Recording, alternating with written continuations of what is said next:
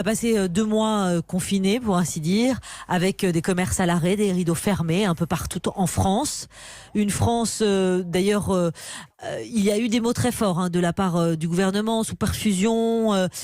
L'État-providence s'est mis très vite en marche, il a été rapide à intervenir. Est-ce que vous êtes d'accord d'ailleurs avec cette perception? En tout cas, dans beaucoup de secteurs, la question c'est où on va maintenant.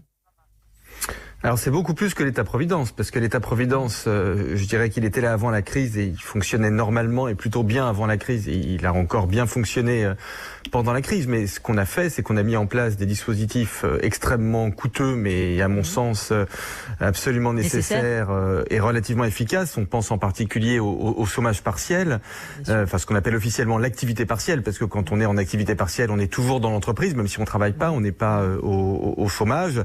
Et l'État a montré du point de vue économique qu'il était capable d'être très présent, de mettre l'argent nécessaire sur la table, d'accompagner les entreprises, de soutenir les ménages. Alors, il faut bien comprendre que c'est très particulier ce qu'on a vécu du point de vue économique, puisque nous avons décidé, pour protéger la santé des gens, d'arrêter l'économie, d'arrêter la plus grosse partie de l'économie. Donc on l'a plongé artificiellement en coma artificiel, si je veux prendre une analogie médicale. Ce coma artificiel, c'est quelque chose qui a plutôt bien fonctionné. En tout cas, si on n'avait pas fait ça, on aurait une situation encore pire que la situation qu'on connaît aujourd'hui.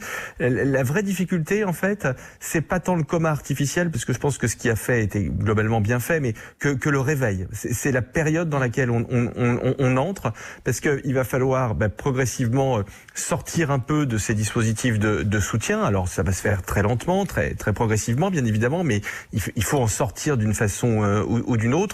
Et il va falloir faire remonter l'activité économique tout en maintenant cette distanciation physique, parce que je voudrais pas laisser croire que la crise, enfin la situation économique, elle dépend de la crise sanitaire. Donc moi j'écoute les médecins, à partir du moment où ils me disent que la crise sanitaire n'est pas terminée, les problèmes économiques ne sont pas terminés.